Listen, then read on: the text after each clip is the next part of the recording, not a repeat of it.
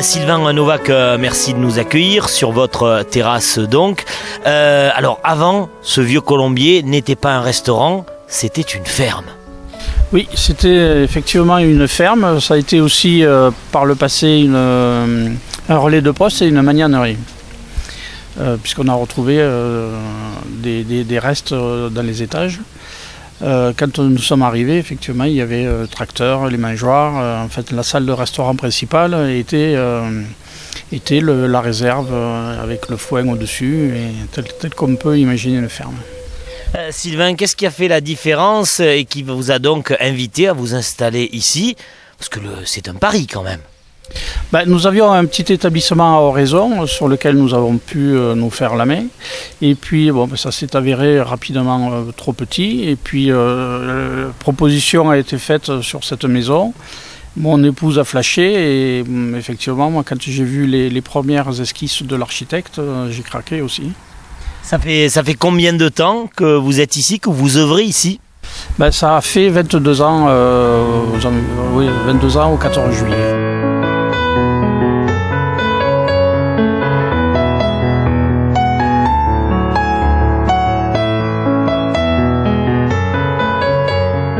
Si on ouvre la carte du Vieux Colombier, quel est votre travail généralement? Qu'est-ce que vous vous attachez à faire ici?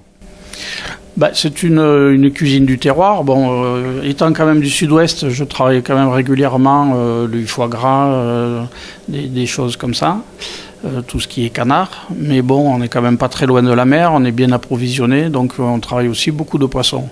Maintenant, j'aime changer assez régulièrement, donc les plats varient quand même très souvent. Les plats, les cartes et les menus varient très souvent. La recette de Sylvain Novak, le plat du Vieux Colombier, c'est quoi? Le pigeon. Bien évidemment, en s'appelant le Vieux Colombier, ça serait quand même bête de ne pas en faire. Mais sinon, oui, le foie gras, le canard, les produits de la mer.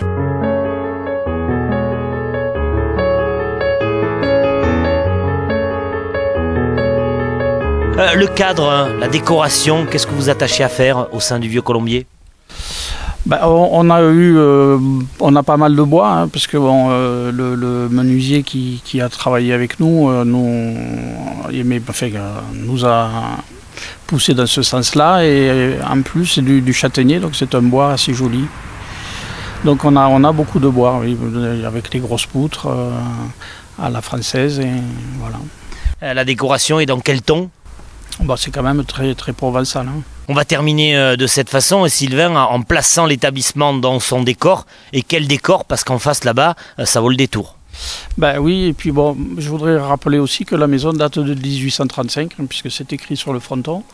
Et puis nous nous situons face à Lurs, c'est au prieuré de Ganagobi.